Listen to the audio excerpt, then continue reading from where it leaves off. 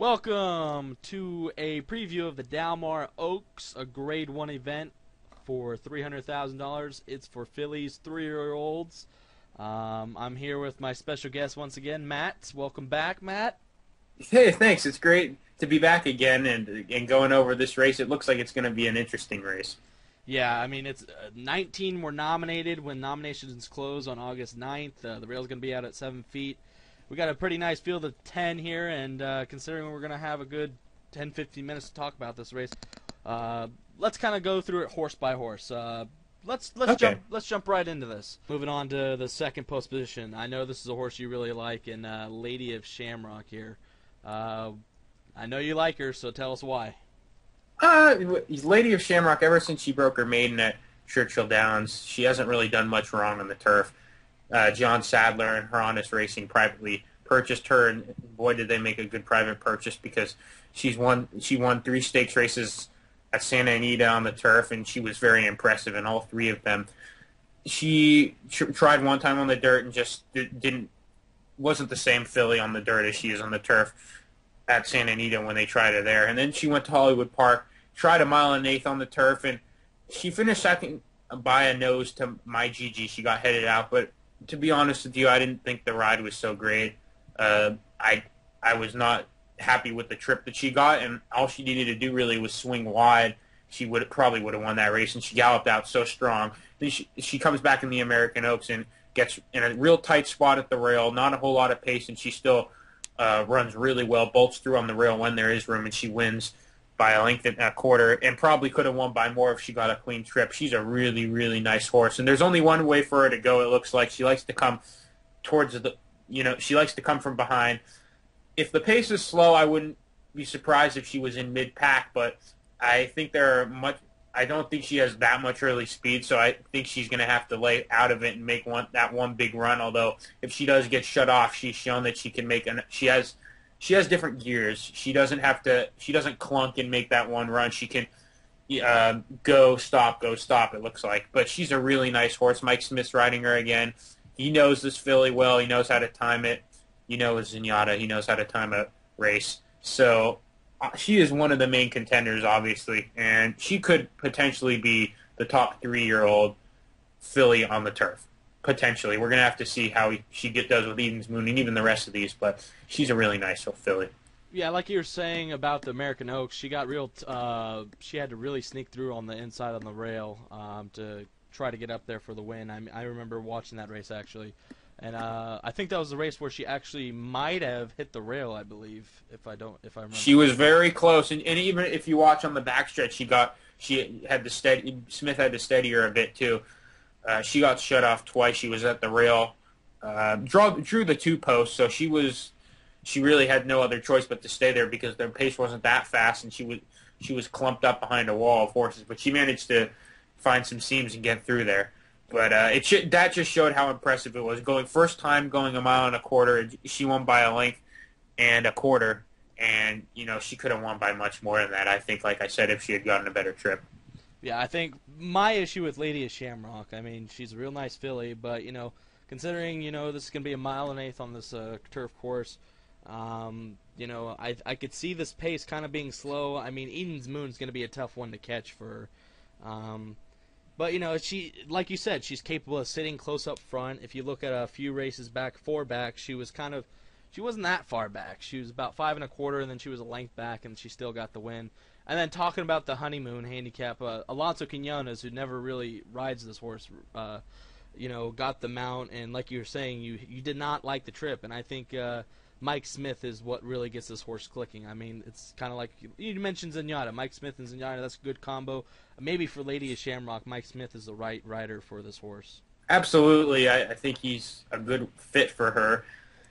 But you like you were talking about the slow pace. Someone's going to have to pressure Eden's Moon, and we'll talk about that a little bit later. But there are going to be fillies that are going to get first jump on her because she comes from behind, and especially if there's a slow pace, she's going to have to run into that slow pace. So she is at the mercy of the pace. Unfortunately, every race she's at the mercy of the pace. They're going to hope that there's some sort of pace for her to run at. But like I said, even if there's not a pace, I think she can be a bit closer. But she does draw the 2-post again, which means if it's clumped up, she may have no choice but to stay at the rail and wait for somewhere to go. Yeah, and as you and I both know, when horses come out of that chute, anything can really happen. Yeah. We just hope that all of them are able to get out of the chute, because one mistake could really blow a horse's chances in this kind of a race. Now, moving on to the next horse in the 4-post position, number 4 is going to be Best Present Ever. Best Present Ever comes out of the American Oaks. Like I said, most of them will finish third. Tried to, she decided to put pressure on the front runner. She finished a good third, and she's also another horse that came down from Northern California as well. Her past 4 races have been very nice. Ever since she broke her maiden, she's run really well. She's a nice horse. Gomez hops aboard. This horse is one that could probably, if the pace is real slow up front, maybe Gomez might decide to send her a little bit early, at least get on the close to Eden's Moon, because she likes to stalk here. She ran a great race in the American Oaks, but I said Lady of Shamrock and even My Gigi, I think those two are just better fillies at the moment. But she ran a really respectable race. She won pretty easily at Golden Gate Fields in the $100,000 race up there. But she's another one. She could run.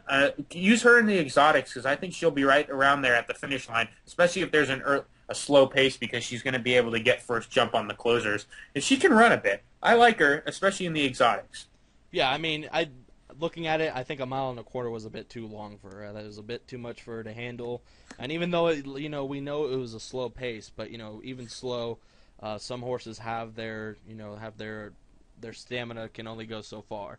And 1.25 miles might have been a little too far for her. She cuts back a furlong, and I think maybe, yeah, like you said, she could be a good play in exotics, if because she won her 3 consecutive races prior to the American Oaks, and when a horse does that, and the connections decide to put her in a Grade 1 competition, and she runs light, she ran pretty big. She was decent odds, 10-1, and Garrett Gomez gets back aboard.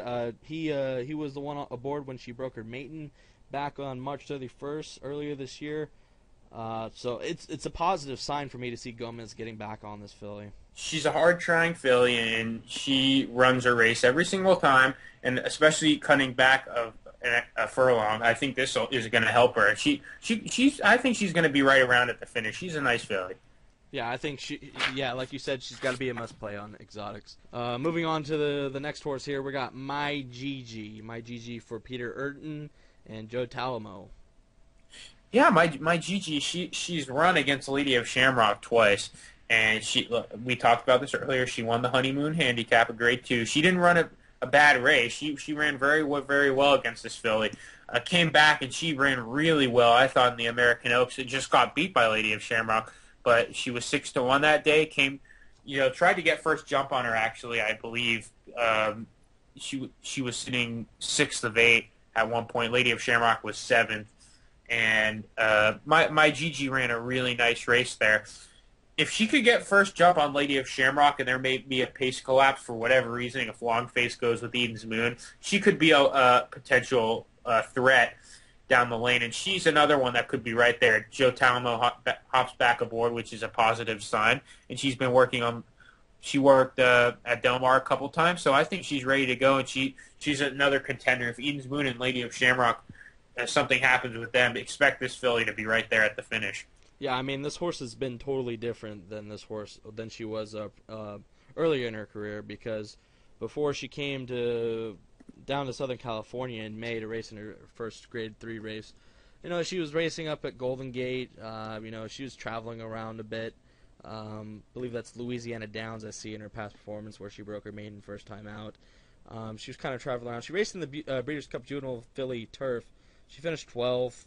And, probably outclassed there. I mean, in my opinion, she didn't really have much business being in that race. And I think when she finished 6th at Golden Gate Fields in December, that was extremely disappointing. But ever since she's come to Peter Urton's barn for the Honeymoon Handicap, and she's run really, really well. Ever since then, she's done well. She ran well in the Senorita, too, finished 2nd to Bobina, who was a very, very, very nice filly. She was getting better and better. Unfortunately, she broke down after the wire. So we'll never really, and she was euthanized. So we'll never really know exactly how good Bobina really was going to be. But she was an up and coming filly, and my Gigi's run 3 really nice races, and she's going to give it her all. She's another one. She's like my best present ever. She's a very hard trying filly, and she probably will be sitting mid pack to, I'll say between 6th or 8th. That'll be where she'll probably be, I think, and she's going to try to make one run.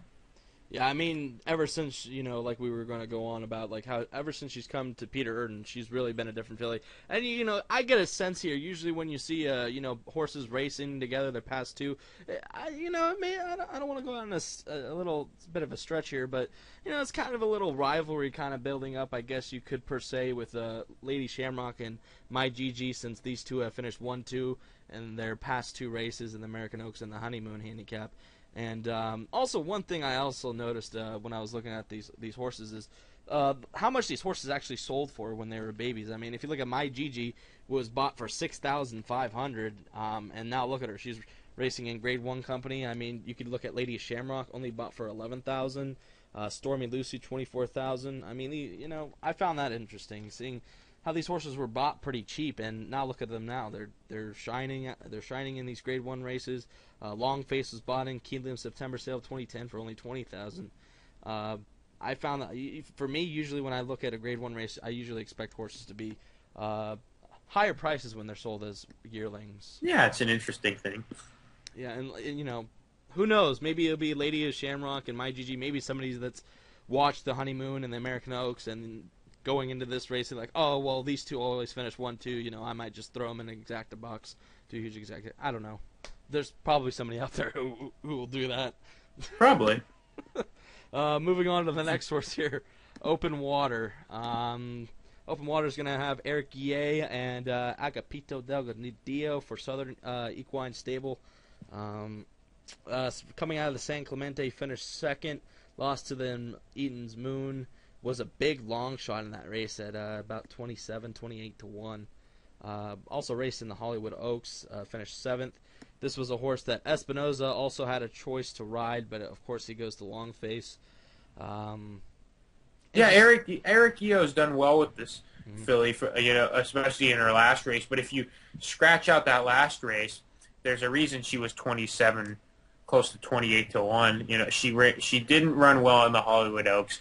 Looks like she likes the grass a bit, considering the way she ran on it. Only that was her first time trying the grass, and she ran really well. She finished second, but you have to wonder if she maybe just freaked that race. Comes back, recently worked a bullet 5 furlongs on the turf at Del Mar, both on August 12th and July 16th before her race in the San Clemente. So that's a bit interesting. She worked well, and the clockers tell me she worked pretty well as well. So that's an encouraging sign.